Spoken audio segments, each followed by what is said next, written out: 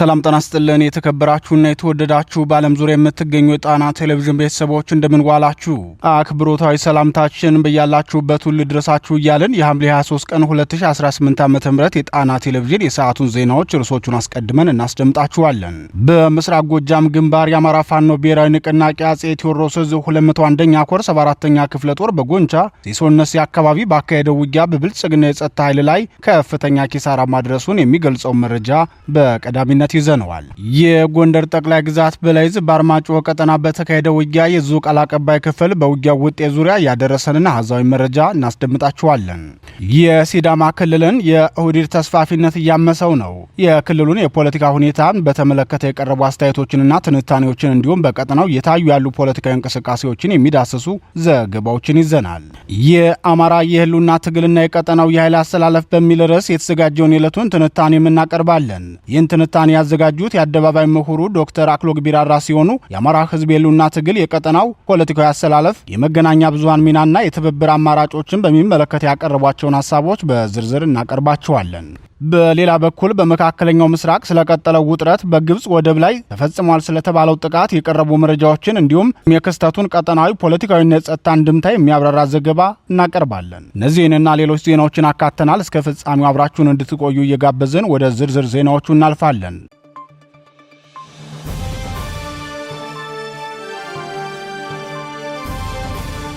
የባዲን ሚሊሻና ፖሊስ በጎጃም አለቀም። በትናንትናው ዕለት በርካታ የባዲን ሚሊሻና አድማ ብተናን ከፍተኛ ኪሳራ ያደረሰበት የአማራ ፋኖ ብሔራዊ ንቅናቄ አጼ ቴዎድሮስ ዕዝ 201ኛ ኮር 74ኛ ክፍለ ጦር ዛሬም በተመሳሳይ በምስራቅ ጎጃም ዞን ጎንቻ ሲሶነሲ ላይ ከፍተኛ ኪሳራ አድርሶበታል። የ201ኛ ኮር ህዝብ ግንኙነት ኃላፊ ፋኖ ሀብታሙ የሱፍ የዕለቱን ተጋድሎ አስመልክቶ ለጣና ቴሌቪዥን ሲገልጽም በጠላት ካምፕ ላይ በተጠና መንገድ በተሰራ ኦፕሬሽን ከ20 በላይ ሚሊሻና ፖሊስን እርምጃ ወስደንበታል ብለዋል። የባዲን ሚሊሻና ፖሊስ ካምፕ አድርጎባቸው በነበሩት የጎንቻ ሲሶነሲ ወረዳ ትግዳር፣ ጨሞና ቡዛኑ ከተሞች 74ኛ ክፍለ ጦር ከሌሊቱ 11 ሰዓት ላይ ካምፕ ድረስ በመግባት በከፈተው ማጥቃት ከባድ ኪሳራ አድርሶበታል። ኦፕሬሽኑ የተሰራው በቂ የውስጥ መረጃ ከሰበሰበ በኋላ መሆኑን የተናገረው የ201ኛ ኮር ህዝብ ግንኙነት ኃላፊ እርምጃ ከተወሰደባቸው ሚሊሻና ፖሊስ አባላት በተጨማሪም 27 አባሎቻቸው ከባድ ጉዳት ደርሶባቸው ባህር ዳርና ሞጣ ሆስፒታል መግባታቸውን የህዝብ ግንኙነት ኃላፊው ፋኖ ሀብታሙ የሱፍ አስታውቋል። ፋኖ ዛሬ እርምጃ ከመውሰዱ በፊት የሚሊሻና ፖሊስ አባላቱ የአማራን ህዝብ ከሚገድለው ስርዓት ወጥተው ለህዝባቸው እንዲታገሉ ወይም የግል ኑሯቸውን እንዲኖሩ በተደጋጋሚ ጊዜ ጥሪም ቀርቦላቸው ሊቀበሉ አለመቻላቸውን የገለጸው የህዝብ ግንኙነት ኃላፊው ሆኖም የፋኖን ጥሪ ችላ ብለው በወገናቸው ላይ የሚፈጸመውን የዘር ማጥፋት ጦርነት ከፊት ሆነው ሲያስፈጽሙ መቆየትን መርጠዋል። ከዚህ በኋላም ሌሎች የፖሊስ የአድማ ብተና አባላት ሚሊሻና ካድሬዎችም የፋኖን ጥሪ ተቀብለው እንዲመጡ ጥሪ እያቀረብን በጥፋት መንገዳቸው የሚቀጥሉትን ደግሞ እርምጃ ከመውሰድ አንመለስም ሲል ተናግሯል። ከፋኖ እይታ የተሰወረ የለም የሚለው የ201ኛ ኮር ጥሪ የአማራ ህዝብ የተከፈተበትን ጦርነት በተመለከተ ብልጽግና ከፋኖ ጋር ብቻ የሚዋጋ የሚመስለው ብዙ ነው። እውነታው ግን ጠላት ብልጽግና እየተዋጋ ያለው ከእኛ ጋር ሳይሆን ንጹሐንን ነው በጭካኔ እየገደለ ያለው። በቅርቡ በደጋዳሞትና በጮቄ የተፈጸመውን የጦር ወንጀል ዓለም ተመልክቷል። ይህን ጨካኝ ስርዓት መታገል የሁሉም አማራ ድርሻ ሲሆን ለዚህ ስርዓት ተባባሪ ሆኖ መቀጠል ግን የህዝባችን ቋሚ ጠላት ነው። ፋኖ ደግሞ በህዝባችን ጠላት ላይ ክንዱን ከማሳረፍ አይመለስም። በመሆኑም ካድሬው፣ ፖሊሱ፣ ሚሊሻና ሌላውም ይህንን አውቀው ከህዝባቸው ጎን እንዲቆሙ በድጋሚ ጥሪ እናቀርባለን ብሏል። በጎንቻ ሲሶነሲ ወረዳ የአጼ ቴዎድሮስ ዕዝ 201ኛ ኮር 74ኛ ክፍለ ጦር ከ20 በላይ ክላሽንኮቭን ጨምሮ በርካታ የነፍስ ወከፍና የቡድን መሳሪያ ተተኳሾችን ገቢ አድርጓል።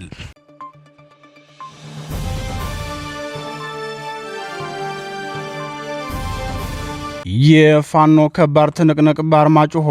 የአማራ ፋኖ ብሔራዊ ንቅናቄ ጎንደር ጠቅላይ ግዛት በላይ ዕዝ በብልጽግናው ሰራዊት ላይ የሚፈጽመውን የተጠናከረ ማጥቃት አጠናክሮ በመቀጠል በአርማጭሆ ቀጠና ታላቅ ተጋድሎ በማድረግ ከባድ ኪሳራ አድርሷል። 42 የብልጽግናው ሰራዊት ከጥቅም ውጭ በተደረጉበት የላይ አርማጭሆ የፋኖ ተጋድሎ ተጨማሪ 16 የጥምር ጦሩ አባላትም ከባድ ጉዳት ደርሶባቸዋል ሲል የጎንደር ጠቅላይ ግዛት በላይ ዕዝ ህዝብ ግንኙነት መምሪያ አስታውቋል። አርበኛ ጋሻው ግዛት የዕለቱን ተጋድሎ አስመልክቶ ለጣና ቴሌቪዥን እንደገለጸው ፋኖ ታላቅ ጀብዱ የፈጸመበትን ልዩ ተጋድሎ ያደረገው የአማራ ፋኖ ብሔራዊ ንቅናቄ ጎንደር ጠቅላይ ግዛት በላይዝ 305ኛ ጎቤ መልኬ ኮር 52ኛ ክፍለ ጦር አንደኛ ሬጅመንት ባብየው ማሩ ሻምበል መሆኑን ገልጿል። ያለማቋረጥ ተከታታይ ውጊያ የሚካሄድበት የጎንደር ጠቅላይ ግዛት ማዕከላዊ ጎንደር ዞን ለአርማጭሆ ወረዳ ትናንትም አይነቱ ቀበሌ ልዩ ቦታው ጉድጓድ ከሚባል አካባቢ ላይ ከፍተኛ ውጊያ መካሄዱን አርበኛ ጋሻው ግዛት አስታውሶ በውጊያውም 20 የብልጽግና መከላከያና 6 ደግሞ የጸረ ሽምቅ አባላት እርምጃ ሲወሰድባቸው 16 ደግሞ ጉዳት ማስተናገዳቸውን ተናግረዋል። ከፍተኛ ቁጥር ያለው የነፍስ ወከፍ መሳሪያ ተተኳሽን ጨምሮ ክላሽንኮቭ የነፍስ ወከፍ መሳሪያም ፋኖ ገቢ ማድረጉን የጎንደር ጠቅላይ ግዛት በላይዝ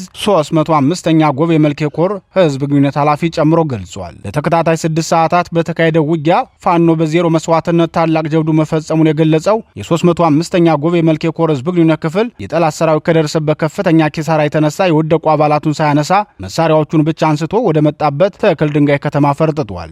በአሁኑ ሰዓት ሰራዊታችን ገዢ ወታደራዊ ቦታዎችን አስከብሮና ዋናውን የፌዴራል መንገድ ተቆጣጥሮ ሰላም እያስጠበቀ ይገኛል ብለዋል። የአማራ ፋኖ ብሔራዊ ንቅናቄ ጎንደር ጠቅላይ ግዛት በላይዝ ከአንድነት መስረታው በኋላ ከፍተኛ ወታደራዊ ተጋድሎችን በብቃት እየተወጣ ሲሆን ሜጀር ጄኔራል ዋንታባት አንደኛ ኮር ጉና ክፍለ ጦር በተከታታይ ባካሄደው ዘመቻ ሰማዕታት ተጋድሎም በተመሳሳይ ታላቅ ጀብዱ መፈጸሙን በትናንቱ ዜናችን መዘገባችን ይታወሳል። ተጋድሎ ዛሬም ቀጥሎ መዋሉን የደረሰን መረጃ ያመላክታል። ዝርዝሩን በምሽቱ ዜናችን ይዘን እንቀርባለን።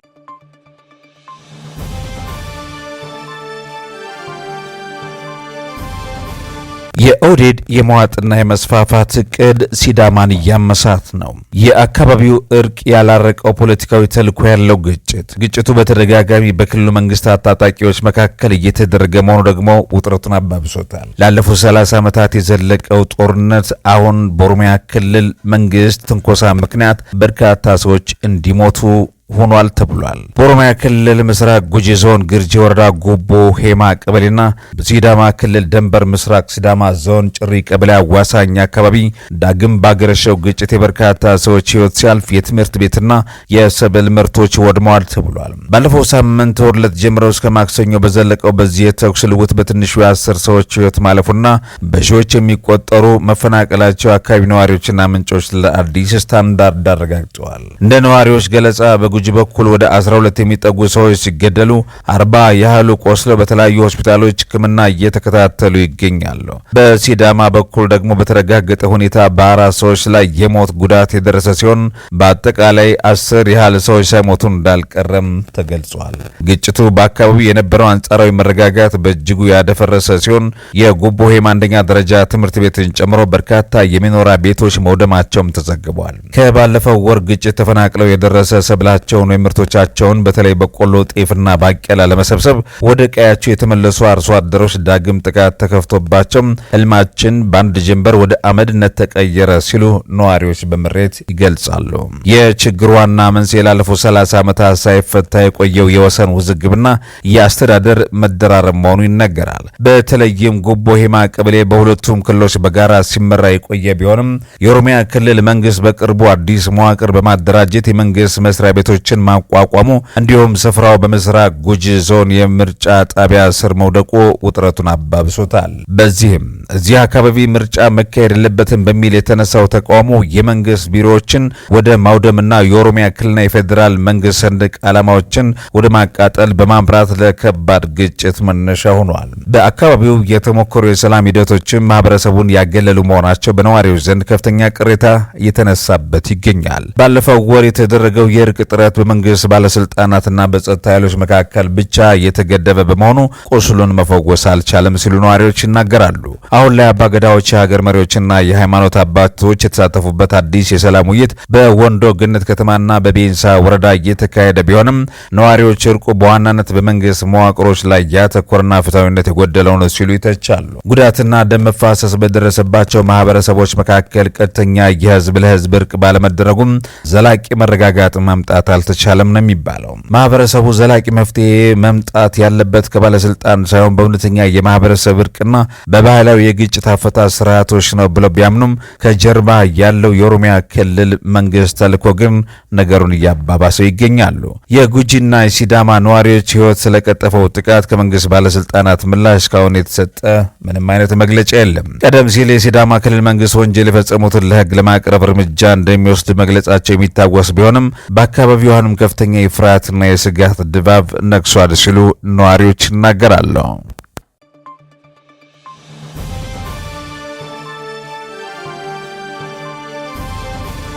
የአማራ የህልውና ትግልና የቀጠናው የኃይል አሰላለፍ። ይህ ርዕስ የጣና ቴሌቪዥን የዕለቱ ትንታኔያችን ነው።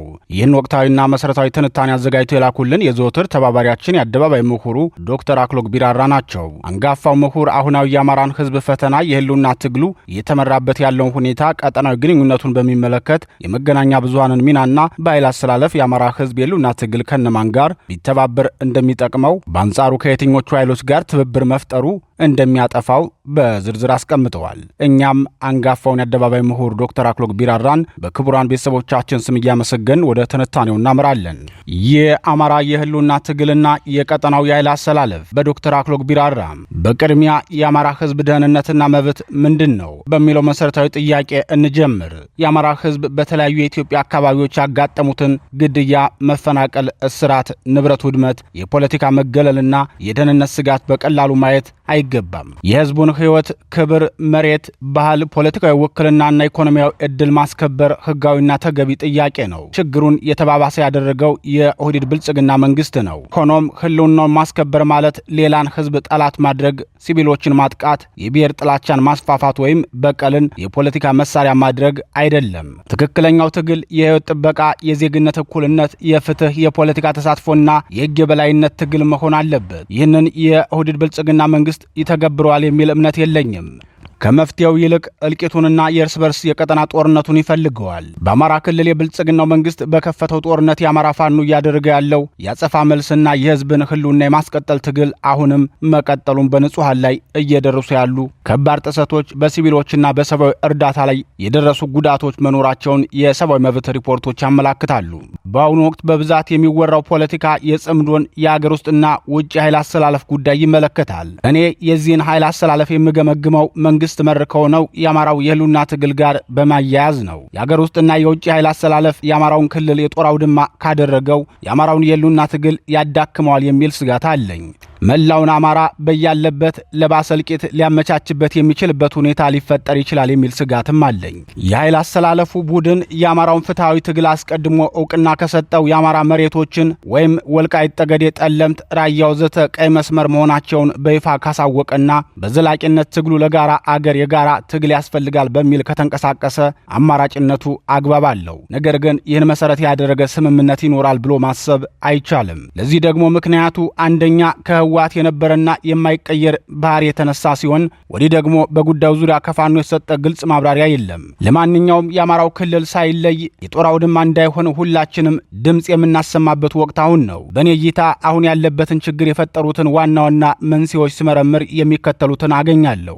አንደኛ፣ የዜጎችን ህይወት በእኩልነት የማይጠብቅ የመንግስት አሰራር መኖሩ፣ በማንነት ምክንያት የሚፈጸሙ ግድያዎች፣ መፈናቀሎችና ጥቃቶች በፍጥነት የማይከለከሉ፣ ከተፈጸሙም በኋላ ተጠያቂዎችን የማይዙ ተቋማት የዜጎችን እምነት አፈርሰዋል። የአማራው ህዝብ የሚፈልገው ልዩ መብት ሳይሆን በሀገሪቱ የትም ቢኖር በእኩልነት እንዲጠበቅ ነው። ሁለተኛ፣ የተጠያቂነትና የፍትህ እጥረት መኖሩ፣ ያለፉ ግፎች ተጣርተው ፍትህ ሳያገኙ አዳዲስ ጥሰቶች ሲደጋገሙ በቀልና ትጥቅ እንደ መፍትሄ እንዲታዩ ያደርጋል። በአማራ ክልል በሺዎች የሚቆጠሩ ሰዎች ያለ ክስና ያለ ፍርድ ተይዘው እንደቆዩ አምነስቲ ኢንተርናሽናል ሪፖርት አድርጓል። በሰሜኑ ጦርነት የብዙ ሺዎች ህይወት ረግፎ እስካሁን በኃላፊነት የተጠየቀ አካል ወይም ግለሰብ የለም። የኃላፊነትና የተጠያቂነት መርሁ ግልጽ መሆን አለበት። ጥፋት የፈጸመ ማንኛውም የመንግስት ኃይል ተጠያቂ ቡድንም ወይም ግለሰብ በግል ይጠየቅ። የአንድን ወንጀል በሌላ ወንጀል ማስተባበያ ማድረግ አይገባም። 3 ያልተፈቱ የፖለቲካ የአስተዳደርና የወሰን ጥያቄዎች መኖራቸው። የአካባቢ ወሰን፣ የተፈናቃዮች መመለስ፣ የአስተዳደር ውክልና፣ የክልልና የፌዴራል ስልጣን ግንኙነት በጦር መሳሪያ ሊፈቱ አይችሉም። በህግ፣ በህዝብ ፍቃድ፣ በገለልተኛ ምርመራና በድርድር መፈታት አለባቸው። 4 የፖለቲካ ውክልና መበታተን ሁኔታውን አባብሶታል። የአማራን ህዝብ ማን ይወክላል የሚለው ጥያቄ በአንድ ፓርቲ፣ በአንድ ታጣቂ ቡድን፣ በአንድ የዲያስፖራ ድምፅ ወይም በአንድ ህዝባዊ ተቀባይነት በሌለ ያለው ክልላዊ መንግስት ብቻ ሊመለስ አይችልም። አሳታፊ መሆን አለበት። ግልጽነት ያለው መሆን አለበት። ወኪልነት ከአርሶ አደሮች፣ ከሴቶች፣ ከወጣቶች፣ ከተፈናቃዮች፣ ከምሁራን፣ ከሃይማኖት አባቶች፣ ከነጋዴዎች፣ ከሲቪል ማህበራትና ከተለያዩ ፖለቲካዊ አመለካከቶች የተዋቀረ መሆን አለበት። አምስተኛ የሲቪክና የሚዲያ ምህዳር መጥበብና ያሉትን መበታተን ብዥታዎች ፈጥሯል። ገለልተኛ ሚዲያዎች፣ የሰብአዊ መብት ተቋማትና የሲቪል ማህበራት በፍርሃት ውስጥ ሲሰሩ ህዝቡ ታማኝ መረጃና ሰላማዊ የተቃውሞ መድረክ ያጣል። በ2024 መጨረሻና በ2025 መጀመሪያ በታወቁ የመብት ድርጅቶች ላይ እገዳ መጣሉን የመብት ተቋማት ዘግበዋል። ስድስተኛ የህዝብን ችግር ወደ ሁሉም ወይም ምንም የብሔር ጦርነት መቀየር አደገኛ ሂደት ነው። ሁሉም ኦሮሞ፣ ሁሉም ትግራይ፣ ሁሉም አማራ ብሎ የሚፈርጅ የጅምላ ትርክት የህዝብን ደህንነት አያስጠብቅም። ወንጀል የግለሰብ የቡድን ወይም የተቋም ተጠያቂነት ነው። ለመላው ብሔር ሊጫን አይገባም። ኢትዮጵያውያን ከዘውግ ፖለቲካ ወጥተው ወደ ዜግነት ፖለቲካ ካላመሩ ሰላምና እርጋታ ሊኖር አይችልም። የአማራ ህዝብ እንዴት ቢታገል ይሻላል? እየተፈራረቁ ስልጣን ላይ የወጡ ገዢዎች ተከታታይና ተራዛሚ መከራ ያደረሱበት የአማራ ህዝብ የመጨረሻ የህልውና ትግል እያደረገ መሆኑ የሚታወቅ ነው። መላውን ህዝብ ያስተባበረው የአማራ ህዝብ የህልውና ትግል እንዴት ቢመራ ወደ ተጠባቂው ድል ያመጣዋል የሚለውን ሐሳብ በዝርዝር መፈተሽ መልካም ነው። በመሆኑም የአማራ ህዝብ ህልውናውን የሚያስከብረው ለሌላ ህዝብ ጠላት በመሆን ሳይሆን የራሱን መብት ከሁሉም ኢትዮጵያውያን መብት ጋር በማስተሳሰር ወንጀለኞችን በግል ተጠያቂ በማድረግ የብሔር ጅምላ ፍረጃ በመቃወምና ጠንካራ የሲቪል ፖለቲካ መርህ በመገንባት ነው። ይህን መሰረታዊ ነጥብ እንደያዝን የአማራ ህዝብ በሚያደርገው የህልውና ትግል ላይ አብረውት ሊሰሩት የሚችሉት ኃይሎች የትኞቹ ናቸው የሚለውን ስንመለከት ከቡድኖቹ ስም ይልቅ በግብራቸው መግለጹ መልካም ነው። ከአማራ ህዝብ የህልውና ትግል ጋር አብረው ሊሰሩ የሚገባቸው አካላት ለሰላም፣ ለፍትህ፣ ለዜግነት እኩልነት፣ ለህግ የበላይነትና ለሲቪሎች ጥበቃ የሚቆሙ ለፍትህና ለእኩልነት ከሚታገሉ የትኛውም ኢትዮጵያዊ ተቋም ጋር የአማራ ትግል አብሮ ሊሰራ ይችላል።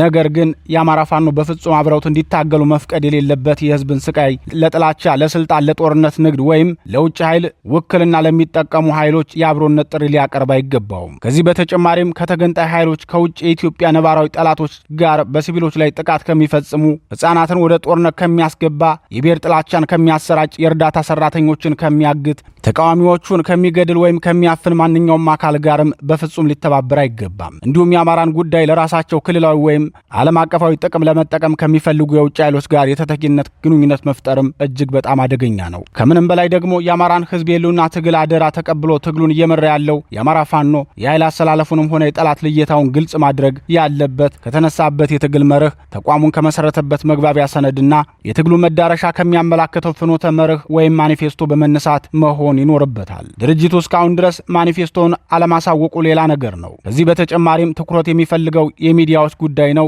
ይህንን በተመለከተ ለሚዲያዎች እነዚህ ልዩ ልዩ መመሪያዎች አቀርባለሁ። አንደኛ፣ ሚዲያ የህዝብን ቁጣ በማባባስ ተመልካች ሊያገኝ ይችላል፣ ሀገርንና ህዝብን ግን ያጠፋል። ስለዚህ መላውን ብሔር የሚወነጅል ቃል አይጠቀም። ሁለተኛ፣ ያልተረጋገጠ የሟቾች ቁጥርና ምስል አያሰራጭ። ሶስተኛ፣ ሲቪልን ታጣቂንና ባለስልጣንን በግልጽ ይለይ። አራት፣ ያልተጣራ ክስን ተባለ ወይም ክስ ቀርቧል ብሎ አያቅርብ። አምስት፣ የሴቶችን፣ የህፃናትን፣ የተፈናቃዮችንና የአካል ጉዳተኞችን ድምፅ ያካት። ስድስት፣ የወታደራዊ እንቅስቃሴና የሲቪሎችን ደህንነት ለአደጋ የሚያጋልጥ ዝርዝር አያሰራጭ። ሰባተኛ፣ አንዱን ወገን ከሌላው የሚለይና የሚያጋጭ ትንተና ከመስጠት ይቆጠብ። ስምንተኛ፣ የሰላም የፍትህና የእርቅ ተነሳሽነቶችን እንደ ድል ወይም ሽንፈት ሳይሆን እንደ ህይወት ማዳን ሂደት ያቅርብ።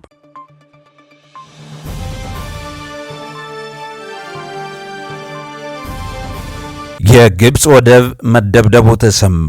ጦርነቱ አድማሱን አስፍቷል። መካከለኛው ምስራቅ ምስቅልቅሉ እየወጣ ነው። ኢራን በዮርዳኖስ ከፍተኛ ጥቃት ሰነዘረች። የአሜሪካ አጻፋ ደግሞ የመረረ ሆኗል። ሩሲያ ለመጀመሪያ ጊዜ ከባድ ያለችውን ጥቃት በኬብ ላይ ሰንዝራለች።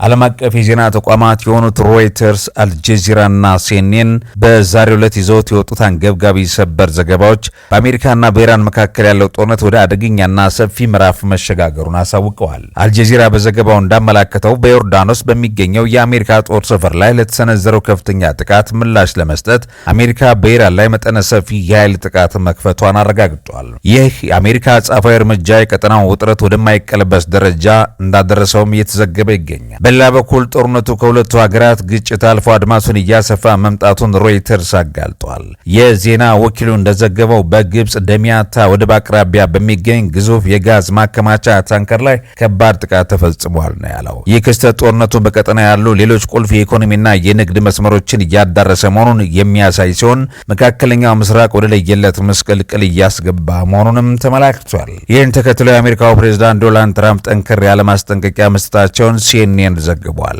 ፕሬዝዳንት ትራምፕ ኢራን የምታደርገውን ጥቃት በአስቸኳይ ካላቆመች የበለጠና ጠንከር ያለ እርምጃ እንደሚወስዱ አስታውቀዋል። ይህ የከረ ፖለቲካና ወታደራዊ ውጥረት በዓለም አቀፍ ኢኮኖሚ ላይ ፈጣንና ቀጥተኛ ጫና ማሳደሩ አልቀረም። የዜና ተቋማቱ አያይዘው እንደዘገቡት የጦርነቱ መባባስና የቀጠናው አለመረጋጋት ተከትሎ በዓለም አቀፍ ደረጃ የነዳጅ ዋጋ በከፍተኛ ሁኔታ እያሻቀበ ይገኛል። በተያያዘ ዘገባ ሩሲያ ከባድ ያለችውን ጥቃት በዩክሬን ላይ መሰንዘሯ ተሰምቷል። የቭላዲሚር ፑቲን ሩሲያ በዩክሬን ዋና ከተማ ኪየቭ እንዲሁም በጦርነት ግንባር ርቃ በምዕራባዊቷ የሀገሪቱ ክፍል በምትገኘው ኪየቭ ከተማ ላይ አስደንጋጭና መጠነ ሰፊ የሆነ የአየር ጥቃት መፈጸሟ ተሰምቷል። ይህ ጥቃት በደርዘን የሚቆጠሩ እጅግ ዘመናዊና አውዳሚ የሆኑ ባላስቲክ ሚሳይሎችን እንዲሁም የካሚካዚ ድሮኖችን እያካተተ ነው ተብሏል። የሩሲያ ጦር እነዚህን ጥምር የጦር መሳሪያ በመጠቀም የዩክሬን የአየር መከላከያ ጥሶ በመግባት በከተሞች ላይ ከባድ ድብደባ አድርሷል። የአየር ጥቃት ማስጠንቀቂያ ሳይረን በኪየቭና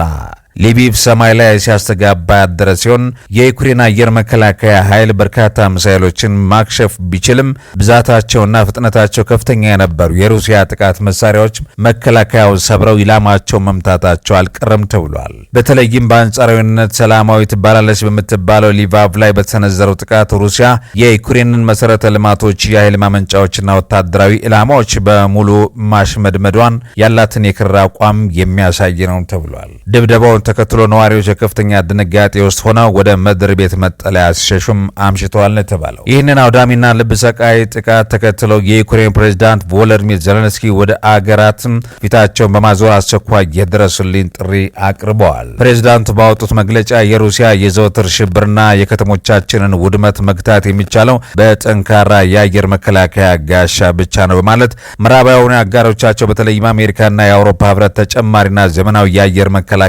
ሚሳይሎችን በአስቸኳይ እንዲያቀርቡላቸው በጽኑ ተማጽነዋል ነው የተባለው። ዜሌንስኪ አክለውም የጦር መሳሪያ አቅርቦት መዘግየትና የምዕራባውያኑ ቢሮክራሲ የዩክሬናውያንን ህይወት ከባድ ዋጋ እያስከፈለ መሆኑን በማስገንዘብ ዓለም አቀፍ ማህበረሰቡ ከዲፕሎማሲ ቃላት ባለፈ ፈጣንና ተግባራዊ እርምጃ እንዲወስድ እያሳሰቡ ይገኛሉ። ይህ የሩሲያ የቅርብ ጊዜ ጥቃት የሞስኮ መንግስት በዩክሬን ላይ የሚያደርገውን ወታደራዊ ዘመቻ በምንም መልኩ እንደማያቀዘቅዝ ያሳየ ሲሆን የዩክሬን መንግስት በበኩሉ አጋሮቹን ፈጣን ምላሽ ካልሰጡት የሀገሪቱን ቁልፍ ከተሞች ወደ ፍርስራሽነት ሊቀየሩ እንደሚችሉ ከፍተኛ ስጋት ውስጥ መውደቁን ያመላክታል ተብሏል።